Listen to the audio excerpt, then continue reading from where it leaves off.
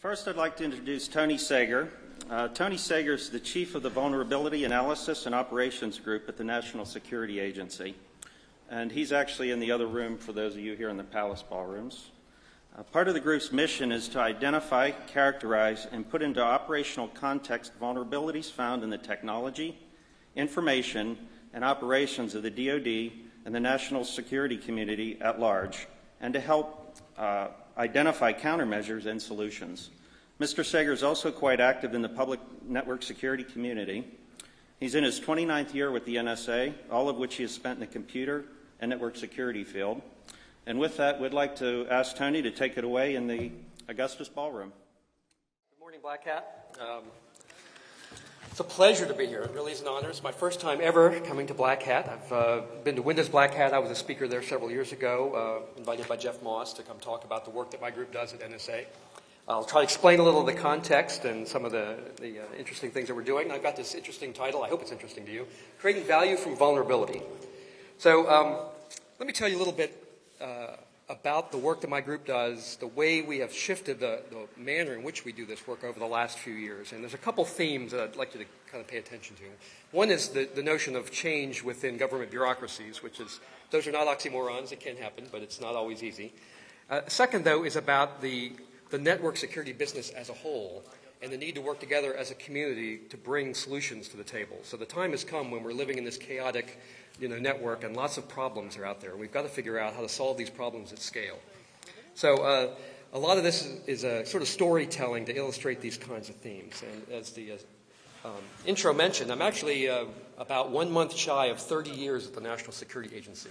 And I'll be celebrating that time, and I really mean it. I'll be celebrating because I've had such a great career, a lot of great opportunities to work with really fascinating, talented people dedicated to the cause, and then be a part of a larger community much like this one. And the interesting thing about my career is I spent the entire 29 plus years of it in kind of the computer security business, in the defensive mission at NSA. When you think of NSA, I know you're not thinking of what I do, but that's where I've spent my career, in through computer and information security. And of that 29 and 11/12 years, it's always been about being a vulnerability finder. So my role has always been sort of like red teaming, looking at both the emerging technology for vulnerability, but also involved in the last several years, 10 years or so, in operational testing. So going out to the field to see what's really happening. And boy, it's great work if you can get it, right? And many of you are involved in a similar kind of work. It's fascinating technically, it's on the bleeding edge, and lots of opportunity for creative kind of work in it. But, for context, the professional world that I started in, late 70s at NSA in 77, dramatically different security problem. Right? It was a government monopoly business. It was really the government that cared about security. And the research money was really driven by the government, and what constituted the problem and how we would solve it was really a government monopoly business. And our primary business, when I came on board as a junior vulnerability finder type, was the primary business of NSA, the protection mission, was producing things, link encryptors and voice scramblers and things like that. Okay, things that would go out in the environment and protect against a particular kind of a threat. Our primary concern was over protection of the information, usually in transit, right? So we call it confidentiality today. And the kind of work that I was involved with was really the stuff that you did in the back room.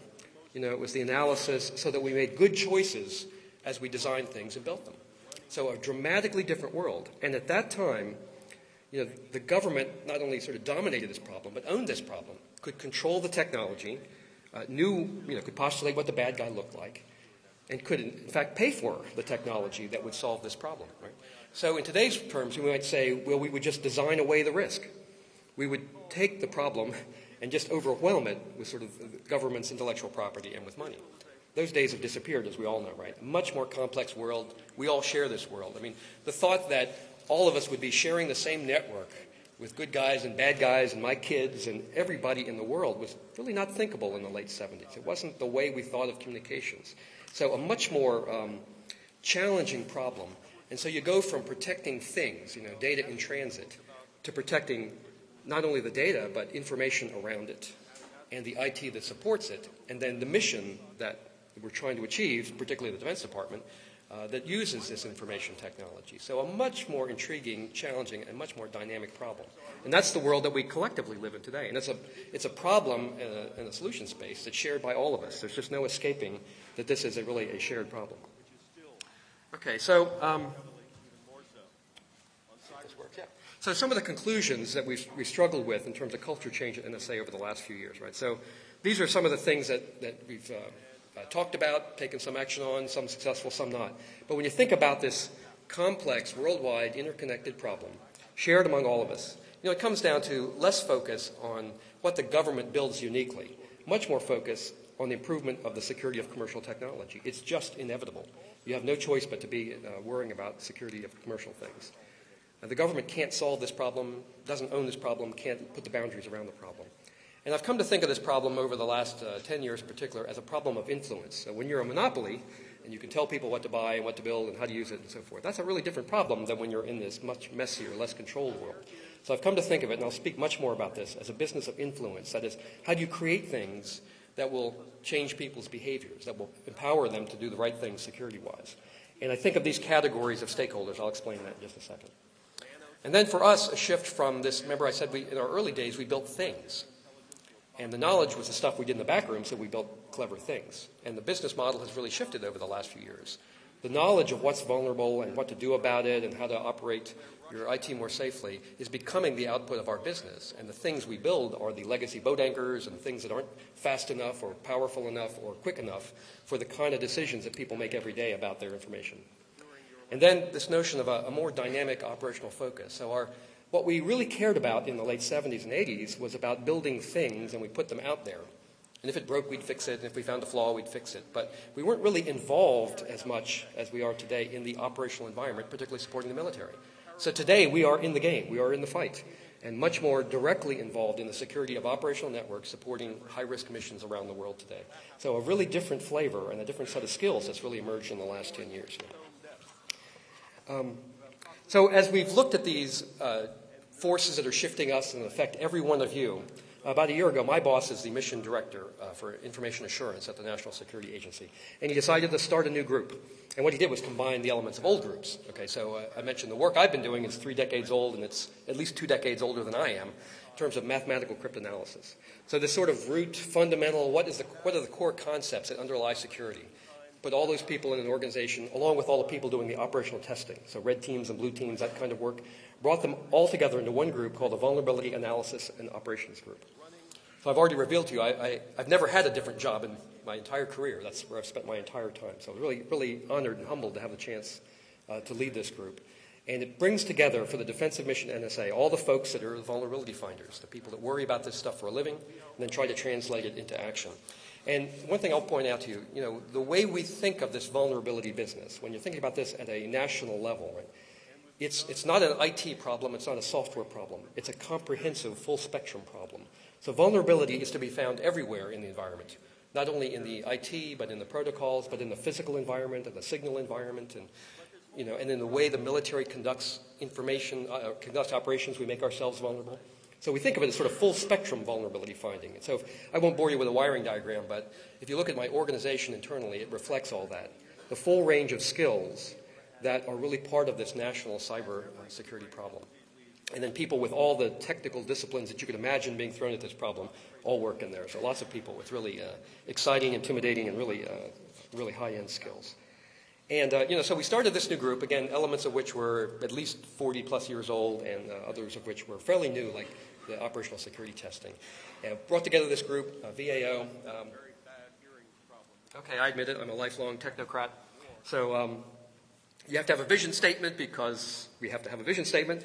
And so here we got a vision statement.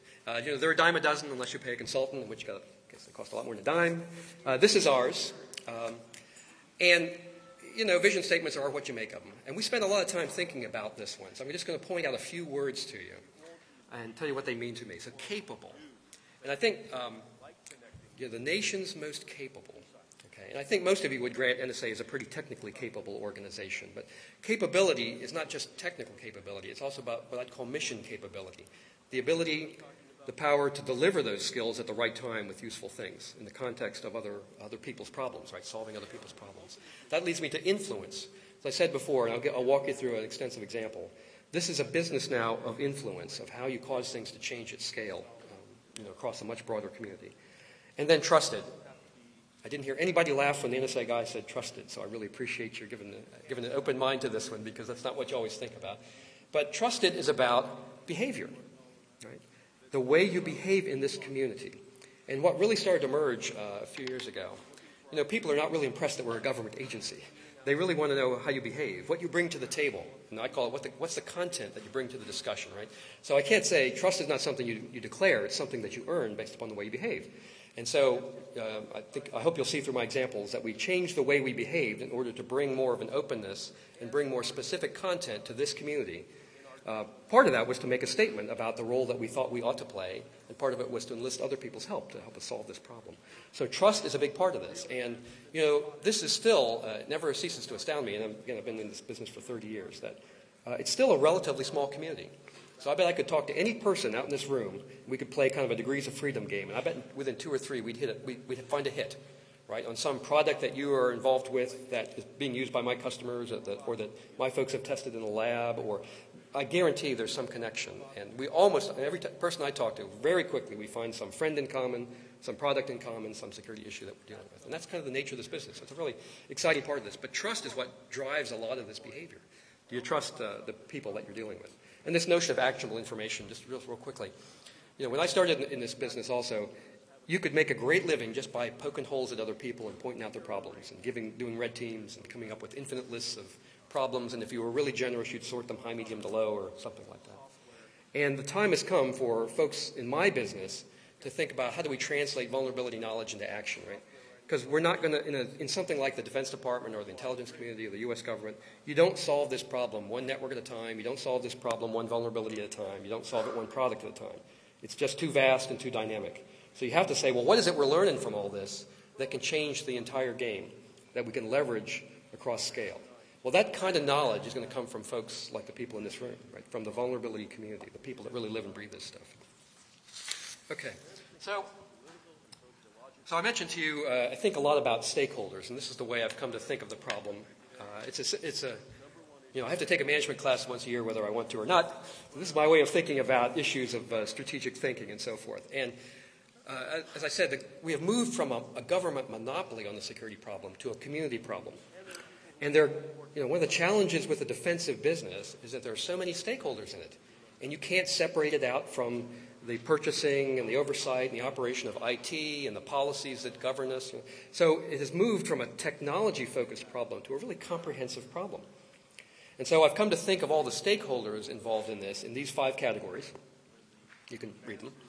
And there's no rocket science, there's no management deep thought. It's just the way that I think of this problem. And the challenge is, so if you're going to change the world of information security, you're going to have to change lots of things across this full spectrum of folks.